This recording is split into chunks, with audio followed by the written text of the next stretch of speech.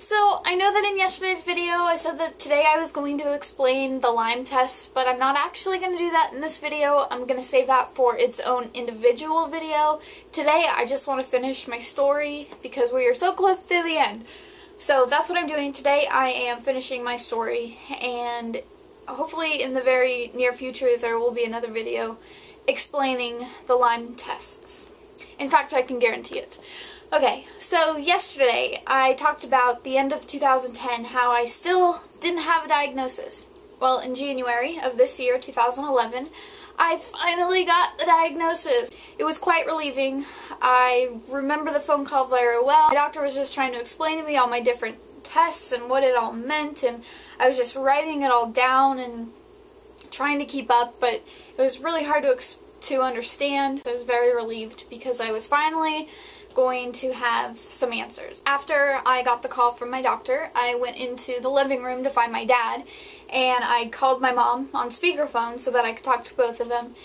And I shared with them the news about what my doctor was saying, and everyone was just kind of in disbelief that we finally had a diagnosis because it had been so long without any answers, and we finally had an answer, and I cannot express to you how gratifying it was to finally have an answer. I was in total disbelief, and I kind of felt like something else was going to come up and be like, oh, just kidding, we mixed your results with someone else, you don't actually have Lyme disease, we still don't know. But thankfully, that didn't happen. After I talked to my parents about the diagnosis, I texted my best friend Alex, and he called me right away, and he was just like, what? And I was like, yeah, so I have Lyme disease. And he's like, wait, so what? And he was in disbelief too. He couldn't believe that I finally had a name for the past 7 years of my life. That was a funny phone call, and I tried to explain to him what that meant. He hadn't really ever heard of it before. Finally, I had this diagnosis. Finally, I had a treatment plan in place. Finally, I was going to be getting better. So with Lyme disease, there are many different treatment options because it is such a complex disease that we really don't know what the best way to treat it is, especially because it manifests in so many different ways in each person's body. But my doctor and I felt that the best way to treat me was to get me on to an antibiotic right away, and so that's what I did. So my first experience with taking my new medication, it made my stomach hurt really, really bad. It made me incredibly nauseous for about an hour or so after taking it. I was left feeling very weak and very tired, and I just had no energy or strength to do anything. But this isn't uncommon when it comes to taking antibiotics, especially when you're fighting off Lyme, because what happens is the bacteria, Lyme is a bacteria, and I'm going to totally go into more details about what Lyme disease actually is, but that's going to be in a different video. While you're taking antibiotics to kill the infection, there's something called Lyme kill-off, and it's basically the Lyme bacteria being killed off and released into your bloodstream. And that process is actually quite painful, and it also really wears you out. So for the first month that I was on my antibiotics, I was just not feeling good at all, and I spent a lot of time in bed. But I also felt somewhat encouraged because I was like, okay, we're finally doing something about this. You know, I'm finally going to get better. Even if I have to deal with this hard spot right now, you know, in the long run, it'll be better. So I continued taking the antibiotics. And when that set was done, it was time to switch to a different antibiotic. And that's really common with Lyme, that you go from one antibiotic to another to another.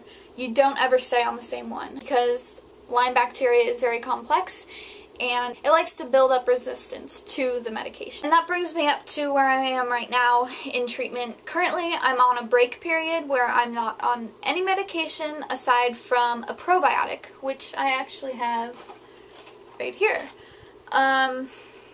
Probiotics help with the growth of good bacteria in your body that antibiotics kill off, because that's what antibiotics do, they kill all of the bacteria.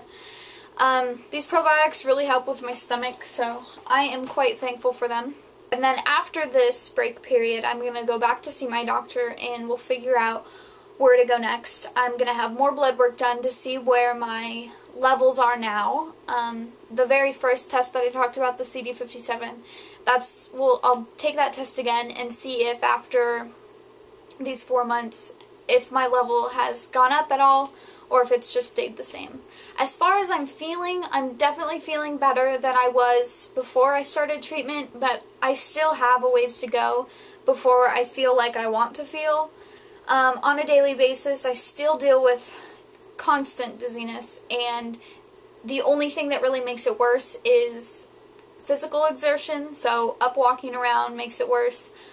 And the heat. The heat is the worst thing for me. When the house gets too hot, because we live in Phoenix and it's awful here, I have to seriously get a wet towel and like wrap it around my shoulders to keep myself cool enough. And even if it's a room where everyone else is comfortable and I'm like dying of heat, that's just one thing about Lyme, is heat intolerance. The heat is a huge pain in the butt to those with Lyme. So I still deal with my dizziness, like I said. My weakness is somewhat better. I still have problems walking around for long periods of time.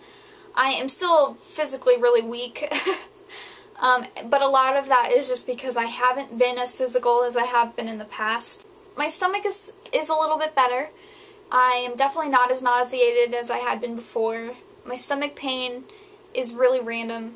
But it's not constant, so that's always a good thing. I would say the only thing that's gotten worse with my treatment is my leg pain. I have really, really bad leg pain that I didn't really ever experience before, but that's not a permanent thing that will get better, and it just has to do with the bacteria dying off and being released into my bloodstream, and it just so happens that my legs are where it affects the most. Kind of hard to understand, but that's basically the gist of it. And that's how it is so far. Thank you so much for listening to this extremely long story. When I started the very first video, I had no idea it was going to take this long to explain everything and to share this whole story. But I'm glad that I did, because it's a pretty good documentation of the past 7 years of my life as far as my medical history goes, and that'll be something nice to have when I'm older, I suppose. And it's also been great to, share the story with so many of you that I wouldn't have shared it with otherwise. So thanks. I really appreciate it. And I know I say that a lot when you guys comment and I say thank you, I really appreciate it. It's because I really do appreciate it. Each and every one of you, I really, really, really appreciate it. So thank you. Thank you. Tomorrow's video, I'm not quite sure what it's going to be about, just because at this moment I don't have anything recorded, but I'm recording stuff this weekend.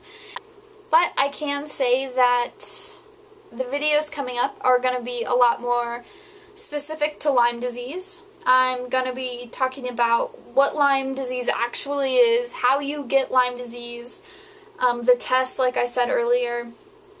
And there are tons of controversies about this disease, which is really frustrating. But there are a ton of controversies, a ton of different views and opinions on this disease.